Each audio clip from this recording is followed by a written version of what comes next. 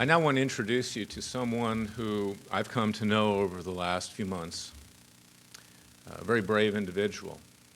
He not only is a first responder to 9/11, he was buried under the rubble himself. He has been significantly wounded, not just physically, but mentally. His name is Vincent Forras.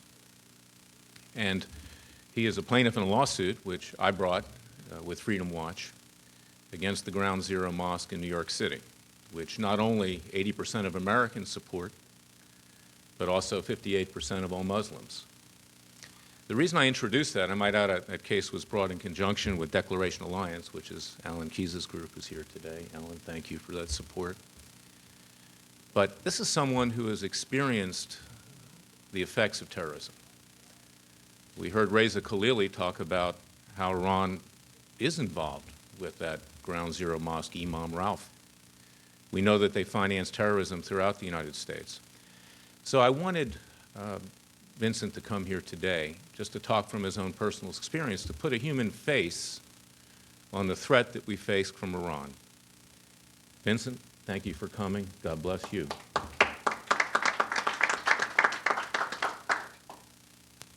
And I call him bro.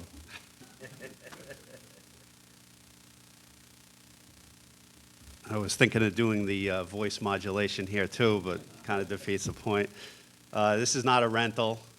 People were saying that on the way here, and it's not. And other people were asking me what brings me here today. Today was Amtrak, and Larry Klayman.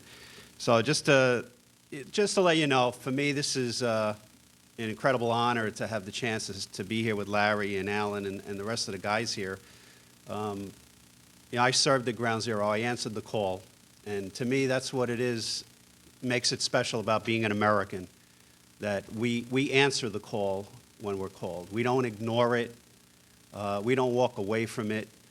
And in many ways, that's what makes America great. My son is a serving U.S. Marine. He answered the call after 9/11. And all my brothers who served at Ground Zero with me, most of them died. They answered the call proudly.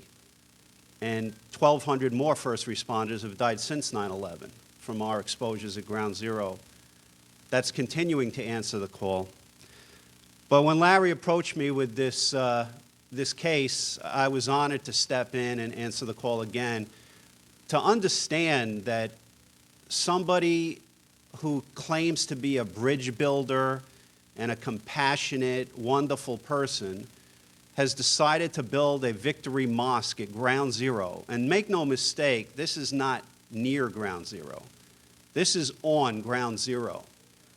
I thought I was like, once again, in the Twilight Zone, to even think that we as the people, have to step forward and explain to the world why this is absolutely ludicrous.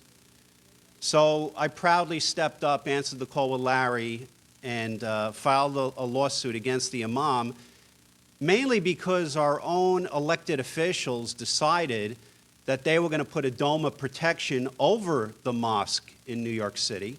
They were not going to allow us to understand where the funding is coming from. So our Attorney General in New York, the mayor, which I thought was a buddy of mine, and some others decided to keep all that information from us. In other words, allowing the imam to use our legal system against us. Well, wake up, guys, because we're going to use the legal system for us for a change. Through discovery, which is our right, we will allow ourselves to find out if this money truly is coming from where we think it is. I truly believe with all my heart that this is coming from nefarious sources. That's the only reason why they don't want us to know where the money's coming from. Otherwise, it would be really easy to share. So for me, I'm one of those guys who is really corny. I dream in red, white, and blue. I don't believe a mosque should be built at Ground Zero. And call me stupid or whatever, but I will not allow that. And we will stand firm against this, as Alan said, this suicide pact, which to me represents political correctness. Just as an aside, for me, political correctness is a cancer on this country. It continues to erode at the very core of everything we are. When common sense and being American is challenged by what is politically correct or what we will be considered afraid to do because we'll be charged with either racism or blind bigotry. Wow, that sounds familiar. I think that's what we were charged with. I was, by the way, the lawsuit we charged, that's their retort to us, that for the first time in my 52 years, I've been classified as a bigot and a racist. A firefighter who goes in and puts his life on the line for total strangers in the pitch black. I wonder which one of you guys could decide who's black, white, Muslim, Chinese, Hindu, whatever. That's not in our game plan, guys.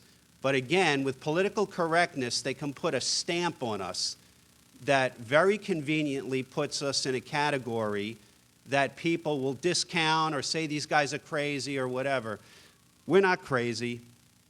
We're standing firm and protecting ground zero, which to me is holy ground. I was buried beneath that rubble for nearly 2 hours. I saw death in a category and a magnitude that many military guys don't see.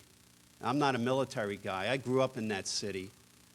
And for me, to be challenged with the affront and the attack again on everything we know is common sense by putting this mosque there will not be allowed under this firefighter's stance, under Larry Klayman, under Freedom Watch. We choose to unmask the mosque. And we're going to do everything in our power to make that happen. God bless you guys, and thank you for having me. Thank you, bro.